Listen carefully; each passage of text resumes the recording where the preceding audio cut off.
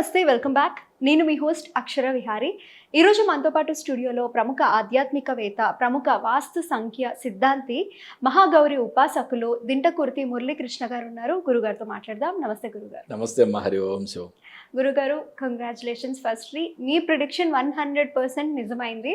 అంటే చాలా ఈజీగా గెలుస్తారు చంద్రబాబు నాయుడు గారు అని చెప్పారు. అంతే ఈజీగా గెలిచారు.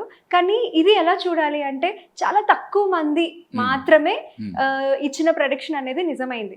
చాలా ఎక్కువ మంది చేసిన ప్రొడిక్షన్ చాలా తప్పైంది. 100కి 100% తప్పైంది. సో వాళ్ళని జనాలు ఎలా తీసుకోవాలంటారు? అంటే ఇప్పుడు పరిస్థితులు ఏ విధంగా ఉండబోతున్నాయి అంటారు?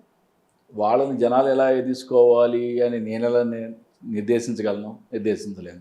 అంటే జనాలకి జ్యోతిష్యం మీద నమ్మకం పోతుంది. అంటే కుండ బద్దలు కొట్టినంత స్ట్రాంగ్ గా ఇదే జరుగుతుందని చెప్పిన తర్వాత కూడా జరగలేదు. దీని గురించి అయితే నేను మాట్లాడగలను. 100% మాట్లాడాలి. ఎందుకంటే నేనేం చెప్పాను, నేను చెప్పిన తర్వాత నేనేం చెప్పా, చివరిలో ఛాలెంజ్ చేసేటప్పుడు శాస్త్రం తలదించుకోకూడదు, నేను తలదించుకోను, శాస్త్రాన్ని తలదించుకోనివ్వను అని చెప్పా. మరి అంత కాన్ఫిడెన్స్ ఉన్నప్పుడే కదా మనం చెప్పాల్సింది. ఓకే, మనం చాలా క్లియర్గా చెప్పాము. నల్లేరు మీద నడక, ఎన్డీఏ విక్టరీ చాలా ఈజీ, చాలా ఈజీ. ఎప్పుడైతే మళ్ళీ మే 1 నుంచి గురువు యొక్క సంచారం వృషభంలోకి మారిందో చాలా ఈజీ అన్నదానికి ఇంకో 5 to 10% యాడ్ చేసుకోమన్నా. అంటే ఇంకా చాలా ఈజీ దానికి ఇంకా 5 to 10% యాడ్ చేస్తే వచ్చిన రిజల్టే ఇది. సేమ్. ఓకే, నాకు తెలిసి ఈ విధంగా ప్రెడిక్ట్ చేసిన జ్యోతిష్కులు అయితే కనుక నాకు తెలిసి అయితే లేరు. ఓకే, ఎవరన్నా గెలుస్తారని చెప్పినా వాళ్ళంతా కూడా పోటాపోటీగా గెలుస్తారు. ఓకే, ఆ విధంగా చెప్పిన వాళ్ళే అయి ఉండొచ్చు. నేను అన్ని వీడియోలు చూసుండపోవచ్చు కదా. నాకు తెలిసినంతవరకు అయితే సేమ్ చాలా ఈజీ విక్టరీ అని అయితే నేనైతే ఎవరి నోటి నుంచి వినలా. దీనికి కారణాలు కూడా 3 చెప్పా. ఒకటి శాస్త్ర పరిజ్ఞానం లేకపోవడం, రెండవది శాస్త్రవేత్త అమ్ముడు పోవడం, మూడవది నాకు ఇష్టమైన నాయకుడు, నాకు ఇష్టమైన పార్టీ అని చెప్పడం. ఓకే, ఇంతకు మించి వేరే కారణాలంటూ ఉండవు. ఎప్పుడైతే శాస్త్రం ఒకే విధంగా, అంటే మనం నేర్చుకున్నదే గొప్ప అని ఎప్పుడైతే మనం అనుకుంటామో, ఇప్పుడు న్యూమరాలజీ ఉందమ్మా. ఓకే, పైథాగరన్ సిస్టమ్ ఉంది. వెస్ట్రన్ వాళ్ళంతా కూడా పైథాగరన్ సిస్టమ్ వాడతారు. ఇండియాలో కూడా వేదిక్ న్యూమరాలజీ వాడతారు. చార్లియన్ న్యూమరాలజీ ఎవరైతే కీరో మహాశయుడు కనుగొన్నాడో, అది కూడా పుట్టింది ఇండియాలోనే. ఓకే, ఆయన బాగా ప్రపంచవ్యాప్తం చేశాడు. తరువాత ఆయన ఎప్పుడైతే ప్రపంచవ్యాప్తం చేశాడు దాని మీద, అప్పటి నుంచి ఇక్కడ చార్లియన్ న్యూమరాలజీ కూడా బాగా ఎక్కువగా ప్రాముఖ్యంలోకి వచ్చింది. పిరమిడ్ న్యూమరాలజీ, హెబ్రూ న్యూమరాలజీ, ఇన్ని రకాల న్యూమరాలజీలు ఉన్నాయి. మరి ఆస్ట్రాలజీలో కూడా అన్ని రకాల శాఖలు ఉన్నాయి కదా. పరాశర పద్ధతి, వేదిక్, కృష్ణమూర్తి పద్ధతి. ఓకే, ఇప్పుడు జనరల్గా ఏంటంటే పరాశర పద్ధతిలో ఒక జన్మకుండలు చూసినప్పుడు లగ్నం 20 డిగ్రీల్లో ఉండి, ఓకే, 0 డిగ్రీలో గురువు ఉందంటే మనం పరాశర పద్ధతిలో చూసినప్పుడు లగ్నంలో గురువు ఉంది అంటాం. కానీ కృష్ణమూర్తి పద్ధతిలోకి వెళ్ళేప్పటికీ డిఫరెంట్గా ఉంటుంది. దాని యొక్క రీడింగ్ డిఫరెంట్గా మారిపోద్ది. అలాగే నాడి, భృగునంది, ఓకే, వీటి యొక్క రీడింగ్స్ కూడా చాలా డిఫరెంట్గా ఉంటాయి. అంటే ఇన్ని రకాలు ఇంకా చాలా రకాల ఆస్పెక్ట్స్ ఉన్నాయి. ఓకే, జ్యోతిష శాస్త్రాన్ని రచించింది పరాశర మహర్షి ఒక్కడే కాదు, నారద మహర్షి కూడా రాశాడు. ఓకే, అట్లాగే ఇంకా చాలామంది, భృగు మహర్షి రాశాడు. అట్లా చాలామంది మహర్షులు రాశారు. వాళ్ళ పేర్ల మీద అవి బాగా ప్రాముఖ్యమైనవి. ఒక్కొక్కళ్ళు ప్రతిపాదించిన సూత్రాలు కొంచెం డిఫరెన్స్గా ఉంటాయి. ఓకే, ఈ నాలెడ్జ్ని అంతా కూడా మనం మొత్తం కేంద్రీకరించి, క్రోడీకరించి, మొత్తం మిక్సీలో వేసి ఒక కాక్టైల్ తీస్తే వచ్చేదే పర్ఫెక్ట్ రిజల్ట్ అయి ఉండాలి. అంతేగాని నాకు ఇది ఒక సబ్జెక్ట్ తెలుసు, ఈ సబ్జెక్ట్లో ఇది అయిపోద్ది అని చెప్పడం అనేది మూర్ఖత్వం.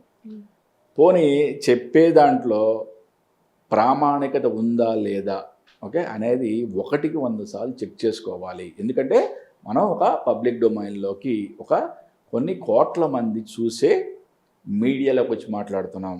ఓకే, యూట్యూబ్ ఛానల్స్లో ఏముందమ్మా మాట్లాడాం. ఓకే, యూట్యూబ్ ఛానల్స్ని ఇవాళ పెద్దగా సీరియస్గా తీసుకోవట్లేదు అనుకుందాం కొంతవరకు. శాటిలైట్ ఛానల్స్లో ఏమైనా తక్కువ ఉన్నాయా? పెద్ద శాటిలైట్ ఛానల్లో పెద్ద బిగ్ డిబేట్ పెట్టింది, సుమారుగా 10 మంది సిద్ధాంతులను పెట్టింది.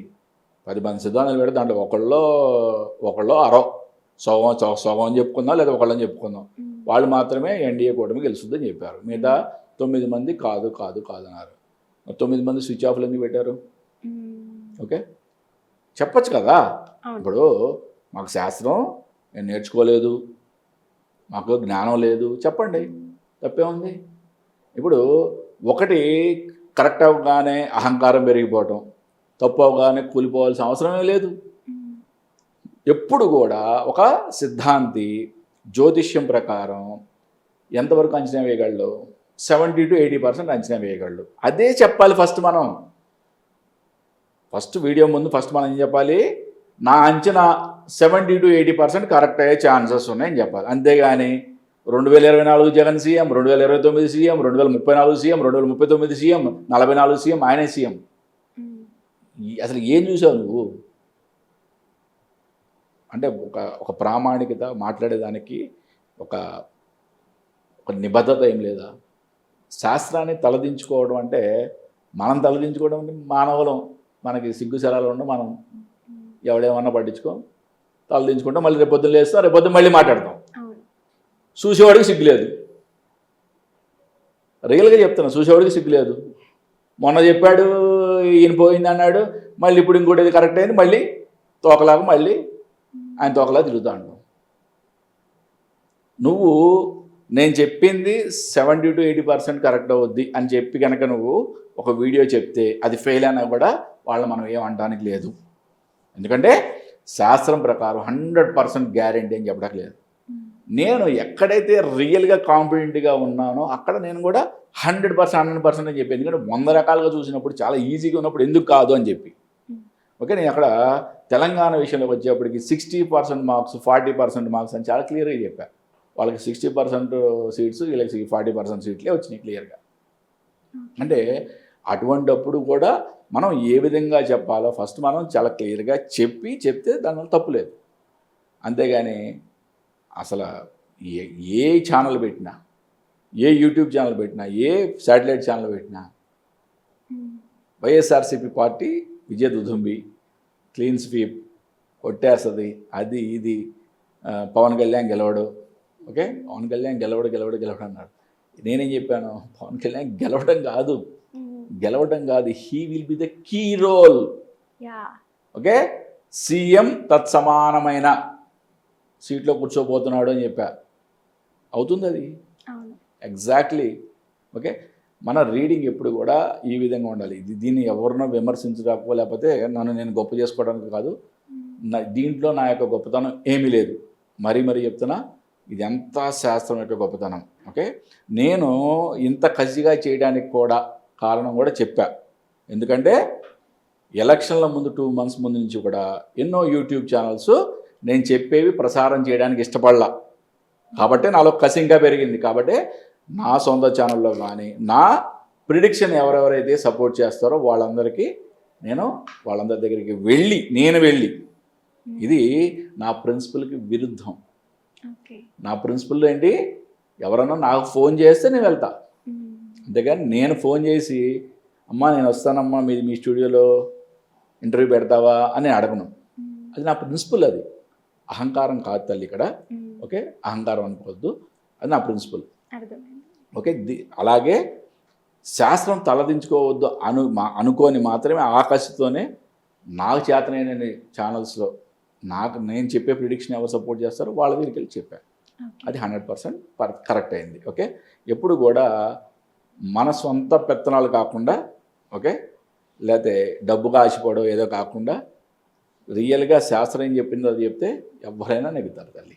చాలా చక్కగా చెప్పారు గురుగారు. ఇప్పుడు శాస్త్రం అంటే జ్యోతిష్యం అయినా ఎలా ఉండాలి అంటే వింటే నమ్మకం కానీ గౌరవం కానీ పెరగాలి, ఆ విధంగా ఉండాలి అని అనిపిస్తుంది మీరు చెప్పే మాటల్లో. అండ్ ఏదైనా మీ అభిప్రాయం మాకు షేర్ చేసుకున్నందుకు చాలా థ్యాంక్స్ అండి, ధన్యవాదాలు. నమస్తే, హరి ఓం.